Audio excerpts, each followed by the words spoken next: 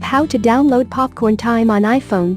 Popcorn Time is not available officially on the App Store and hence, you can't install it directly. But still, you can try using the iOS installer available on Popcorn Time official site and install it on your iPhone or iPad. Use the methods mentioned below to install this app on your iOS devices. 1. Go to the official site of Popcorn Time and download Popcorn Time iOS installer on your Windows PC or Mac PC. 2. Once the application file gets downloaded, run the file and install it. 3. The entire process takes a few minutes to complete. Once it is done, follow the steps below. 4. Open the iOS file installer, plug in your iOS device. 5. Tap Trust when it is prompted. 6. Turn on the airplane mode on an iOS device when the installation process starts. Don't do any changes in it until the installation process gets completed.